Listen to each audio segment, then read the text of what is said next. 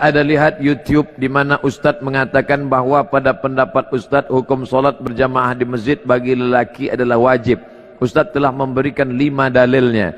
Namun ada juga pendapat yang mengatakan ianya sunat muakkad. Adakah ini boleh dianggap sebagai sebuah khilafiyah? Menurut mazhab Syafi'i sunnat.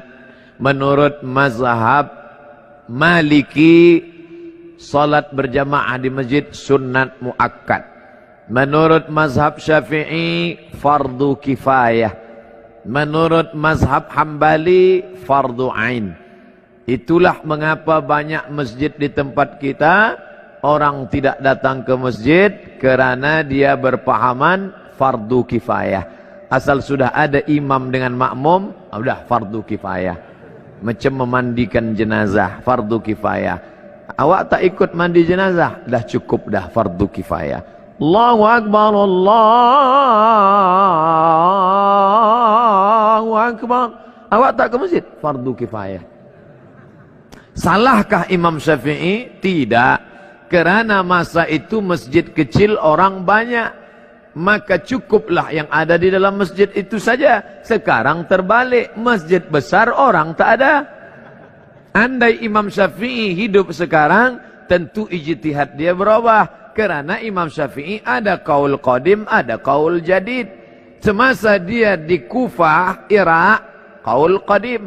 Pindah ke Mesir tahun 200, meninggal 204, 4 tahun. Datang pendapat qaul jadid. Melihat keadaan. Ini ijtihad imam. Melihat keadaan sekarang. Umat meninggalkan masjid. Perlu kita ambil pendapat yang mengatakan fardu ain.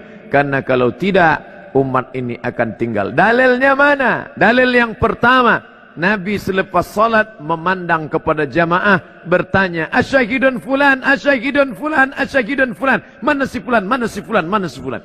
Andai fardu kifayah, tentu Nabi tak bertanya. Cukuplah kita sahaja. Yang lain tak sembahyang pun tak apa ke masjid. Fardu kifayah.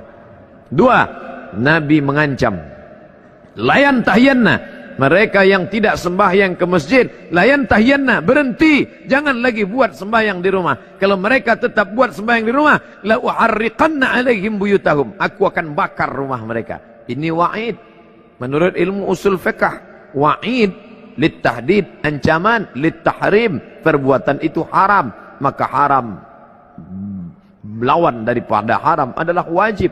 Yang ketiga, ketika sedang perang, wa idza kunta fihim, ketika kau berada bersama mereka sedang perang, fa aqamta lahumus shalah, engkau melaksanakan salat. Dalam perang pun tetap salat berjamaah, namanya salat khauf.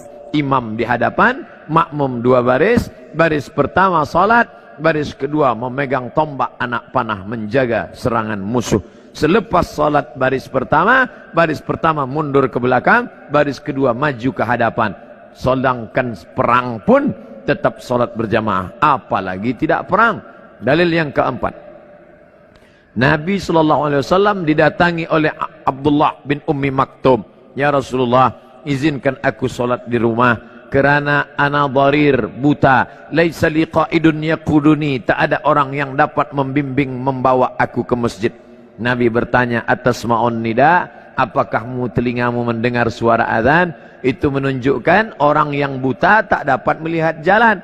Bila dia mendengar, dia tahu di mana letak masjid kerana telinganya tajam. Oh, di sana letak masjid. Apakah kau dengar suara azan? Ya, datanglah ke tempat itu kalau kau mampu. Maka kalau orang buta saja, Abdullah bin Ummi Maktum tua, buta, tak ada yang membimbing, tetap disuruh Nabi. Apalagi yang sehat wal afiat. Cukup satu dalil bagi orang yang mau menerima kebenaran. Tapi 1001 hujah untuk menolak bagi yang bukan mencari kebenaran. Tapi hidupnya mencari pembenaran.